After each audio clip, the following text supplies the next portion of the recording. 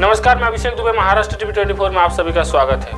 Corona महामारी के कारण बलारसा Gondia railway line पर कई ट्रेनें बंद कर दी गई थी। कोरोना बीत जाने के बाद भी कई ट्रेनें शुरू नहीं की गई, जिससे यात्रियों को परेशानी हो रही थी। इसमें वर्षा चंदाफोर्ट गोंदिया ट्रेनें शामिल थी, क्योंकि बार बार मांग के बावजूद बंद ट्रेनों को फिर से शुरू नहीं किया गया था।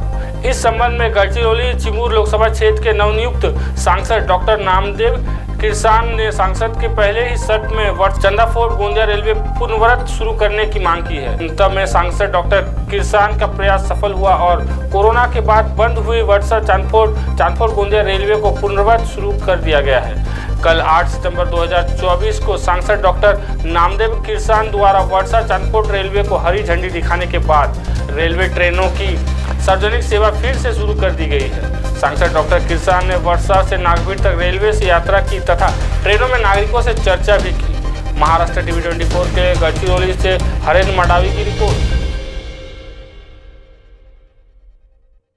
सुखी संसाराला हवं असतं हक्काचं एक घर, कुटुंबाला सुरक्षा आणि मायेची ऊब देणारं, आयुष्यात आनंदाचे रंग भरणारं।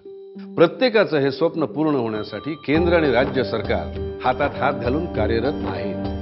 ग्रामीण भागातील बेघर अथवा कच्चे घर असलेल्या लाखो कुटुंबांना हक्काचं पक्कं घर बांधण्यासाठी निधी उपलब्ध करून दिला जातो आहे। त्यासाठी प्रधानमंत्री आवास योजनेसह रमाई, शबरी, पारधी, आदिम, अटल बांधकाम, पुण्यश्लोक अहिल्यादेवी होळकर, पीएम जनमन व यशवंतराव चव्हाण मुक्त वसाहत योजना या योजनांबरोबरच अमृत महाआवास अभियान देखील राबवले जात आहे। गोरगरिबांना घरासाठी स्वतःची जमीन घेण्यासाठी पंडित दीनदयाळ उपाध्याय घरकुल जागा खरेदी अर्थसहाय्य योजनेतून सहाय्य दिले जात आहे। शासनाने आजवर 7 लाखांहून अधिक घरे बांधलेली असून लवकरच 10 लाख घरे पूर्ण करण्याचे ध्येय आहे। ग्रामीण गृहनिर्माण योजना, महाआवास अभियान, निर्धार ग्रामीण विकासाचा, महाराष्ट्राच्या उन्नतीचा, ग्रामविकास व पंचायत राज विभाग, महाराष्ट्र शासन।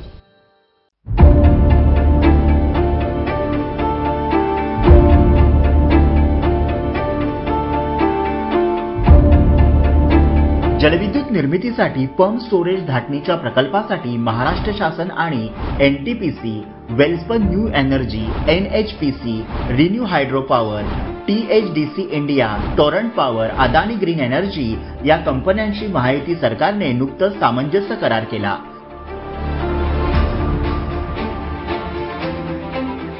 ज्यामध्ये 62,550 इतकी रोजगार निर्मिती होणार आहे।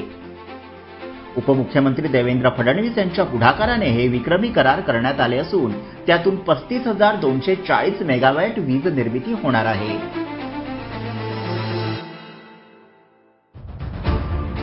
राज्यातील या प्रकल्पांमध्ये सुमारे 1,88,750 कोटी रुपयांची गुंतवणूक, तर राज्यात 2030 पर्यंत 50% वीज निर्मिती ही नैसर्गिक ऊर्जा स्रोतांमधून होणार आहे। या करारामुळे शाश्वत वीज निर्मिती आणि अर्थव्यवस्था वाढीस मोठा हातभार लागणार आहे।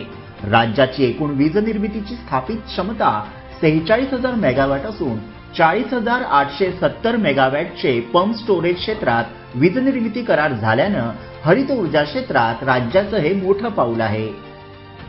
राज्यात सौर ऊर्जा निर्मितीतही लक्षणीय वाढ करण्यात येत आहे।